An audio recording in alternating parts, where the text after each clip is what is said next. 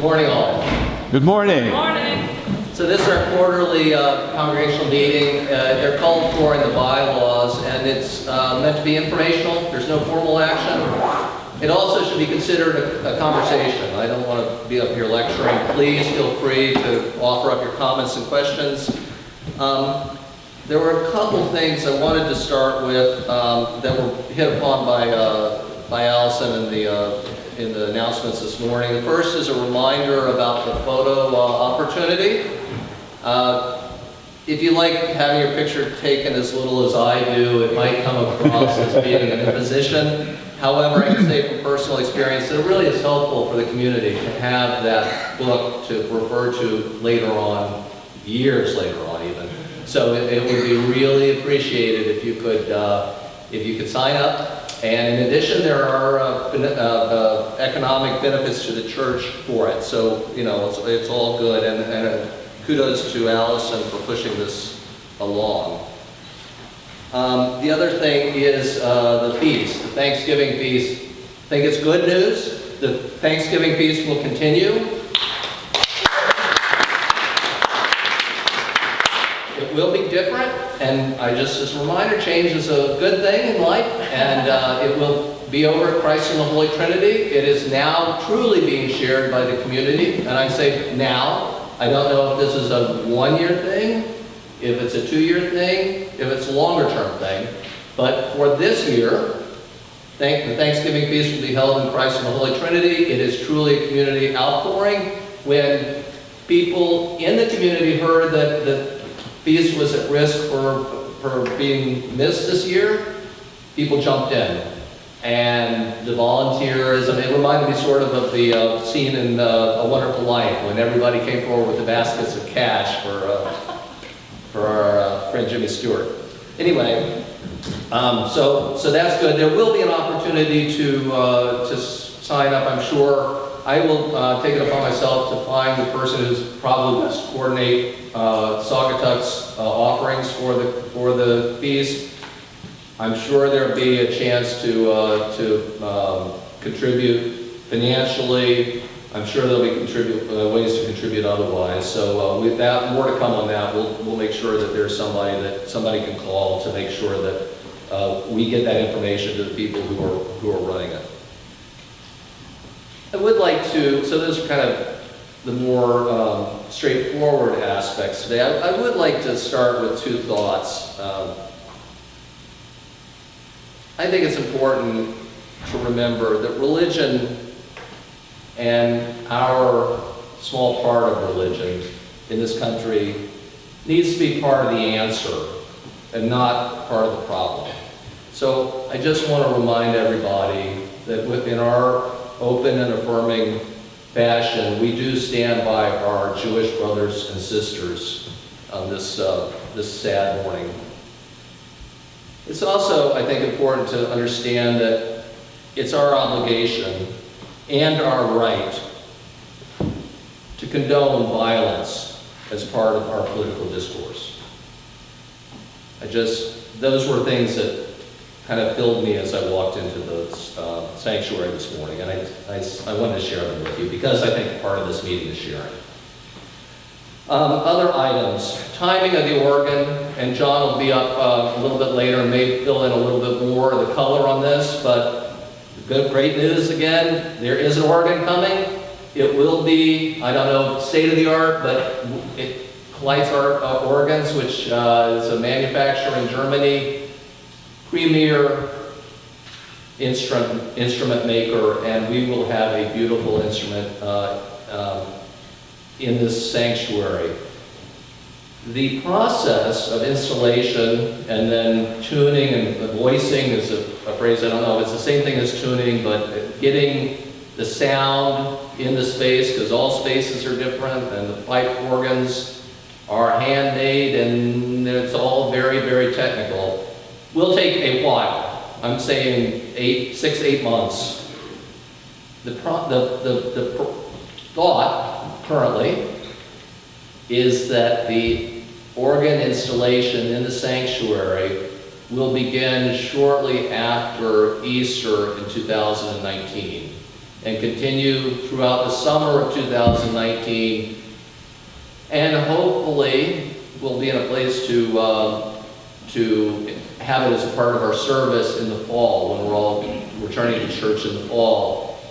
Might not have all the quirks worked out, that will continue probably for a couple months thereafter. And then there probably will be a official celebration, maybe a concert late in the year or early in 2020, so that we can really welcome it as part of our institution here. We are in our stewardship drive. It's an important time in the annual life of our church, and I would invite Art to come forward if he doesn't mind again. He did such a wonderful job last Sunday. Lots of reminders. Thank you, Jim. And again, as a reminder, we kicked off stewardship season last year. Allison? Will you mention the fish as part of your share? Oh, yes. Which I was supposed to do and did not, so that people can look for them downstairs. Yeah. Thanks, Art. So again, our theme for stewardship is the scripture that talks about the miracle of the loaves and fishes. Allison's preaching this morning was about discernment and finding answers to questions. I would really like to have all of you spend some time discerning when the stewardship mailing hits your mailbox and you're looking at that pledge card. First of all, I wish to ask you to discern quickly and get those pledge cards in so that it really helps our process as far as where we stand in terms of the drive. But I also ask you to take a look at the small versus multiplication factor. That indeed you heard from Valerie and John, and thank you so much for your sharing this morning, that one of the 5,000 gifts is that we create a place here, a safe place, an encouraging place, a nourishing place to belong to. Amen.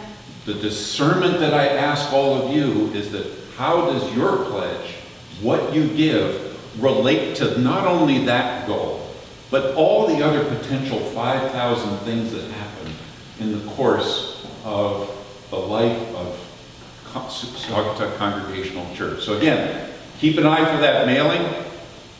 Hopefully Excel spreadsheets and printing of mailing labels and mail merge of letters goes well this week, and we get that out and that lands in your mailboxes, that you're given that opportunity for discernment and being able to provide the gifts of treasure to help Saugatuck Church go forward. I also want to put a note in that you have already received in your mailboxes your third quarter statements. The pause that usually happens with pledge fulfillment in the summer has creeped a little further and a little deeper than anticipated based on yearly trends. So if you see that statement and you see that you're perhaps behind, or for those of you that give at the end of the year, the thought of perhaps accelerating your pledge fulfillment for 2018, I would ask that you spend some time discerning that one as well, because there's both current year and then also pledges for the future year that are on the plate of the Stewardship Committee to care for, to understand, and help accomplish the mission of Saugatuck Church. Thank you and blessings to all. And I just want to mention the graphics that were. Do you know downstairs the Wordles? Do you know what the Wordles, the word clouds? Allison, you said I should mention that and I forgot. There's two of us, so. I know. So you were asked last week to share what Saugatuck Church and the many gifts and thoughts and things that it does for you. Were those turned into these word clouds that you're going to start to see spreading around the church? So keep an eye in Hoskins Hall. Spend some time reading those. See what of the 5,000, or if you count them all, maybe we're not quite there yet, so we could use a few more. But you're going to see them continue to grow as we go through the course of the campaign. And I also, again, want to wrap up by expressing my gratitude to George here for all of his great inspirational graphics.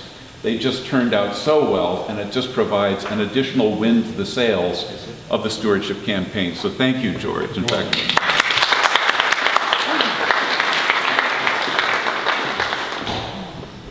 So as a reminder, those pledges are really part of the infrastructure of this church, and from there, everybody knows how much there is built on within the community and the broader and the worldwide from the center of this sanctuary right here.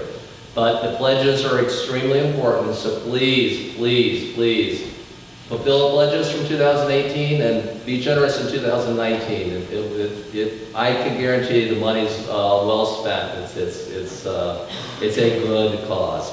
Part of the, I was saying, just additional to all the other things that flow from that central aspect of giving, we're just finishing up a coat drive, and I'm looking up, Melissa Banks has been coordinating it, and thank you very, very much for that. Is it today the last Sunday, and like now is the last time to get in? Is there any possibility of any afternoon or any? It's get them in now. Okay, but thanks. I saw the boxes were pretty full around, so thank you all for your generosity in the coats. What else do we have here? We've got, I think probably, I do want to talk very briefly. The council has been discussing an additional set of policies around the youth group for safety of the youth group, not because there are any issues, not because there are any problems perceived. To the contrary, it's been such a wonderful outpouring and growth in the youth group. Thanks to Kim, thanks to Michael, thanks to a bunch of people that I won't even remember, everybody, Dana Johnson, Allison, everybody has a part in it. The